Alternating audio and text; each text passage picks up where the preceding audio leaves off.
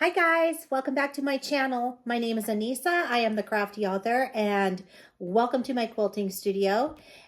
We are going to be finishing up our fall table runner and I'm going to walk you through how I sandwich everything and quilt it and bind it. So we're going to jump right into that. I'm going to be using the Dime Tabletop Weightless Quilter to help me do this.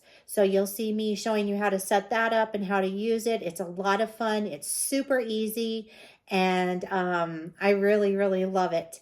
The table runner turned out perfect. It is so incredibly beautiful. I cannot wait to put it on my daughter's table tomorrow on Thanksgiving. And we're just going to jump in. I'm going to be sandwiching our table runner here. So I've got my backing fabric down flat on my table here.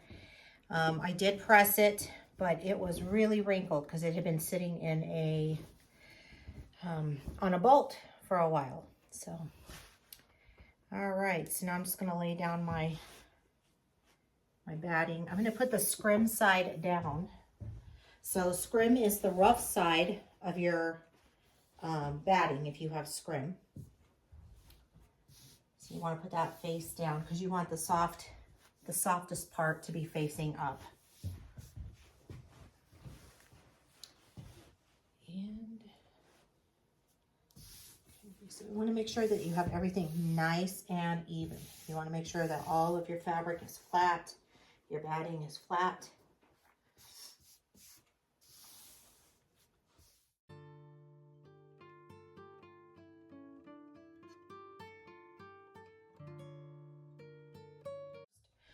And that's what I'm using. That is also linked in my Amazon store. I buy that stuff in bulk because I use it so much. I love it. You don't need a whole lot of it. A little bit goes a long way with this.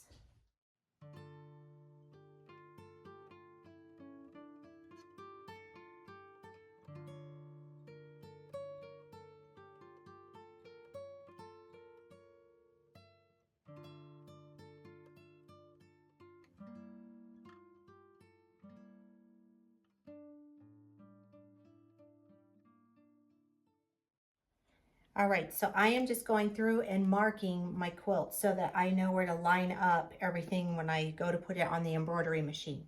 Now, if you're not going to use an embroidery machine to quilt this, then you could actually free motion quilt it, or you could do just straight line quilting on it as well. I'm going to go ahead and use my embroidery machine to quilt this table runner, and I'm going to show you a couple of things that I will use to do this. So the first one that I'm using is the Clear Blue Tiles by Kimberbell. And I'm also going to be using a Kimberbell design. It's the fall design that comes in the on the USB stick that comes with the Clear Blue Tiles. I'm also going to be using my Dime snap hoop. This is a magnetic hoop. I'm going to use this with my Brother Dream Machine. And I'm also going to use the Dime Weightless Tabletop Quilter. So I will link to all of these things below in my description box down below. But I just wanted to show you these. So I will set this up and then I will show you how we get everything all together. Right now, like I said, I am just drawing on my quilt, just marking it so that I know where I want to and need to line up when I start quilting this.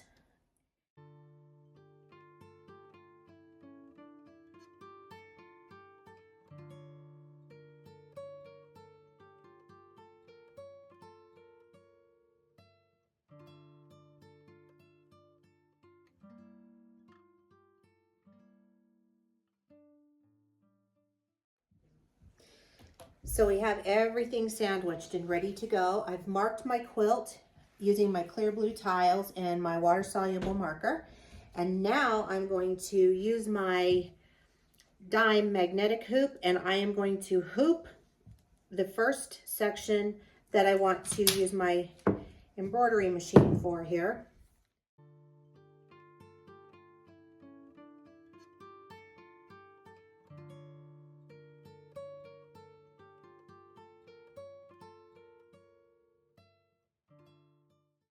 This is the Dime Weightless Tabletop Quilter, and this is what we're going to use today to quilt our table runner. So I'm going to set this up and show you how we do this. I will have this link below in the description box. Okay, so I've already got one of these put together, and I'm just showing you here the mark and wash marker that comes with it. That is your fabric clamp. That is the clamp that you use to clamp onto your table.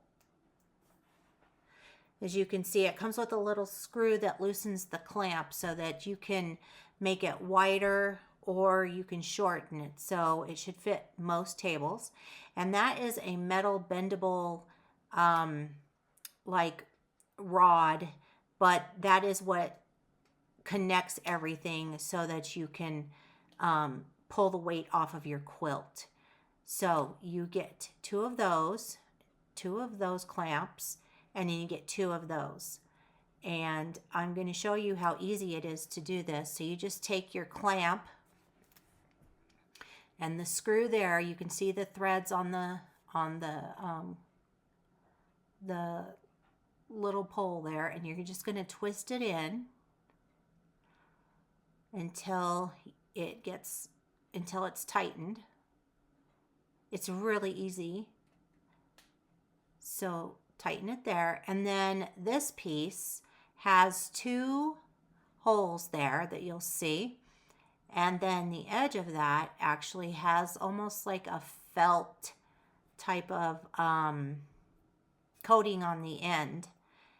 And all that you're going to do is take it and stick it in the larger hole. You're just going to push it down in there, and then it's all put together. That's how easy it is to put these together. So this is how you would attach it to your table. So you're just going to take it like that and just slide it on, and then underneath you're just going to tighten it with this screw that's attached to it. You just put it on your table and you're good to go. All right, and that's how easy it is to attach this. All right, so as you can see, I have everything set up. I've got the embroidery machine set up. I've already got the quilt on the embroidery machine, and I have the weightless tabletop quilter all hooked up and ready to go. I've got my quilt picked up so that the weight is not falling on this arm, and we are now ready to start stitching out our design. All right, I'm going to use my camera system to line up right here on my center where I drew my design, and I have the design loaded already.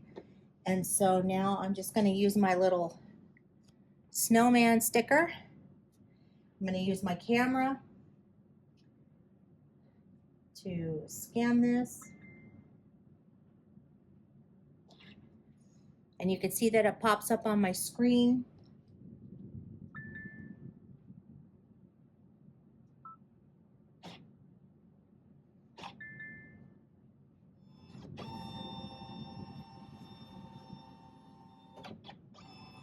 All right, so it is reading the design, and then it should pop up here. Just a second. So now you can see here, I hope, that my design is on my fabric. You can see the fabric in the background there. I'll drop my presser foot, and I'm going to start stitching out our design.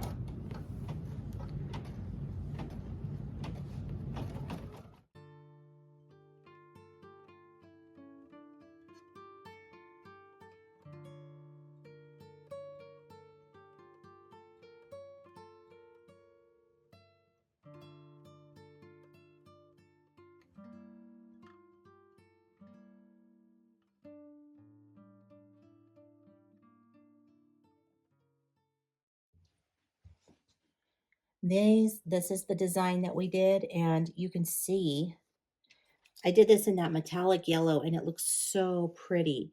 It blends, and yet it doesn't. It's just the perfect color for it. And then on the back, I did red bobbin, and you can see here what that looks like. I will trim all of this up and fix it once I'm done. But I just wanted to go ahead and show you what it looks like. So, all right, so I have already started trimming the table runner. And so what I'm going to do is I'm just going to show you how I trim my quilts, my table runners and whatnot. You've seen me do this several times, but I want to show you this in case you're new here. So basically what I'm doing is I am just measuring along my seam line right here. And so I am just going to take my ruler and I'm going to cut my border here at 2.5 inches. So 2.5 inches over, and I'm just lining up my line right on my seam here. There are other ways to do this, but for this project, this is how I'm doing it. It's just nice and easy. It's gonna be even, it's gonna look great. And so I am not worried about anything other than just cutting off all that excess. Now you'll see here that I still have the tape on here from when I taped down my borders to quilt. No problem. I just left it on there because what I'm going to do is it's going to be part of that 2.5 that I'm going to cut off.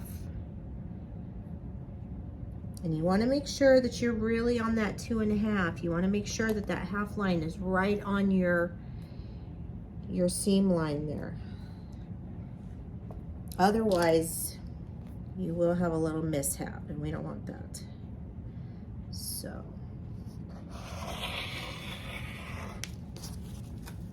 we don't want our borders going wonky on us. So, I'm just going to continue cutting all the way down here. And again, I'm just going to line up 2.5, and we are right on the mark here.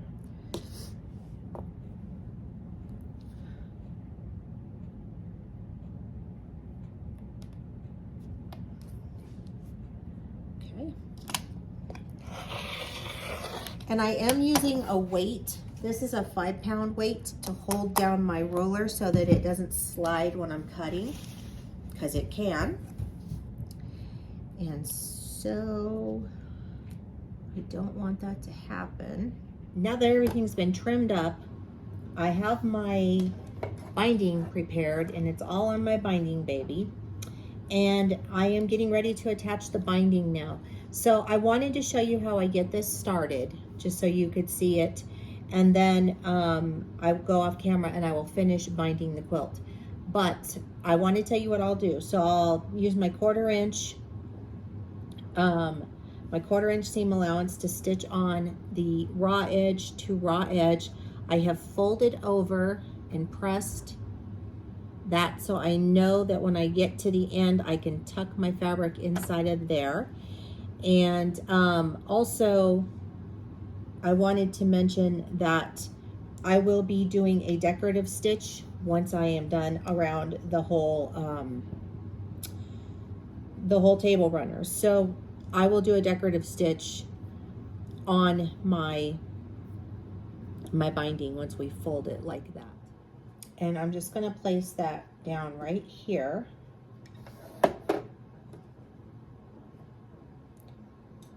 And I'm going to start stitching. So I will leave probably about, I don't know, an inch or two away from where my fold is right there on my binding. And then I will start stitching. Because you want to leave it open so that when you go to tuck it, it'll tuck in easily for you. So I'm going to just do a little bit of the back stitch there, and then I'm just going to stitch this on.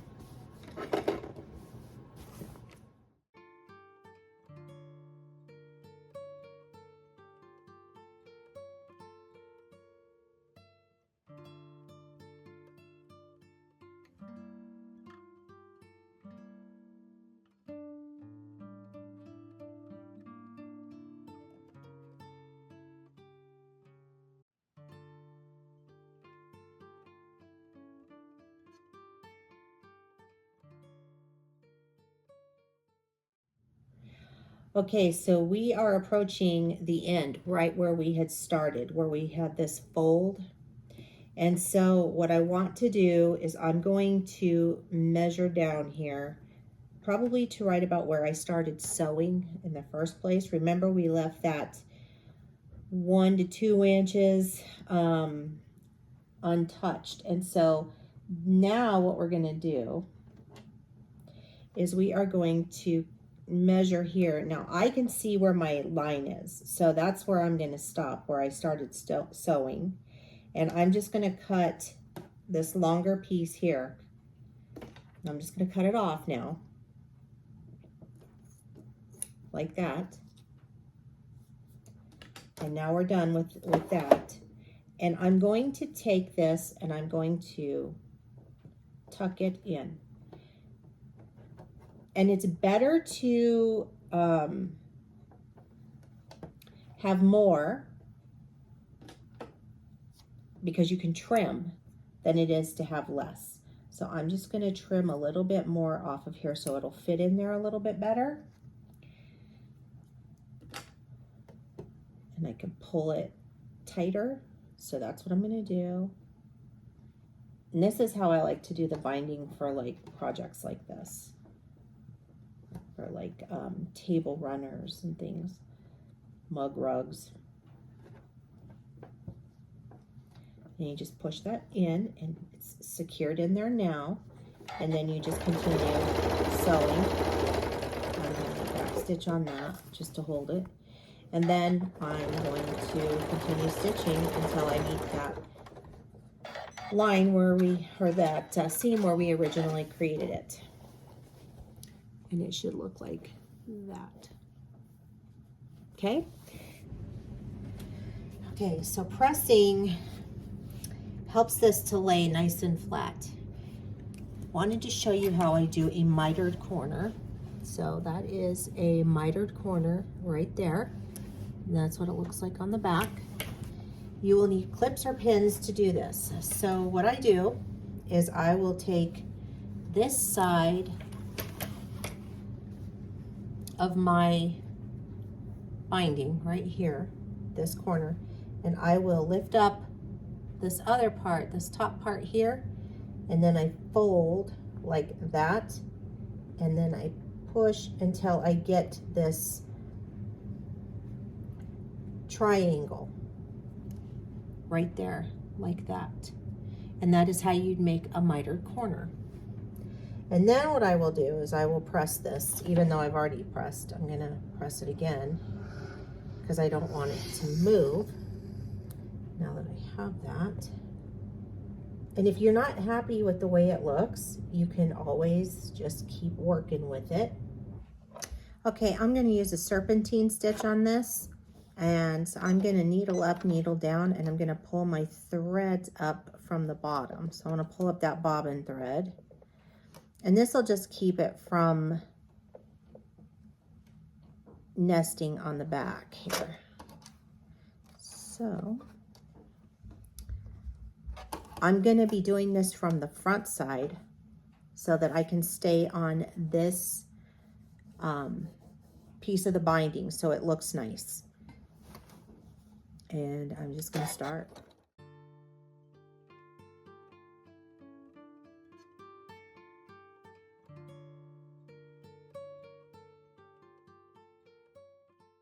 Thread nester. So just go slow when you're going over the corners there.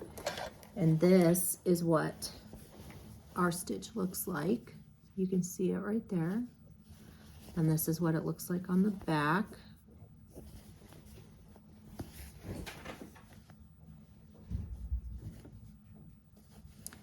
So looks pretty good. So our table runner is done. It has been washed and dried. And you can see that it has that really neat crinkling going on that it gets when it's quilted. And that is the design. Got a little piece of fuzz there. But this is what it looks like. And then this is what our binding looks like. This is that serpentine stitch that I was telling you about. Here's how the back of it looks.